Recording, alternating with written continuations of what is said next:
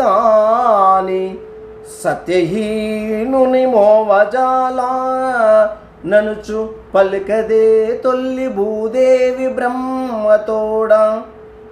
ఎట్టి దుష్కర్మునైనా భరించదును, కానీ సత్యహీనుని మోవజాల అంటే ఈ భూతల్లి అట బ్రహ్మదేవుని దగ్గరికి పోయి మొరబెట్టుకున్నదట. స్వామి, ఈ భూమి మీద అనేకమైన పర్వతాలు, నదులు, కొండలు, కోనలు ఎన్నో ఉన్నాయి, నాకు అవన్నీ కూడా బరువు అనిపిస్తలేవు. ఎన్నో పాపములు చేసిన వాళ్ళు ఉన్నారు, ఆ పాపములన్నీ కూడా నాకు ఏమి బరువు అనిపిస్తలేవు. కానీ ఏమి నాకు బరువుగా ఉన్నదంటే, స్వామి నాకు బరువు ఉన్నది, ఒకే ఒకటి బరువు ఉన్నది స్వామి. అది ఏంటంటే సత్యహీనుడై ఎవడైతే ఉన్నాడో ఆ సత్యహీనుడి వల్ల నాకు బాగా బరువుగా ఉన్నది స్వామి అని చెప్తున్నదట.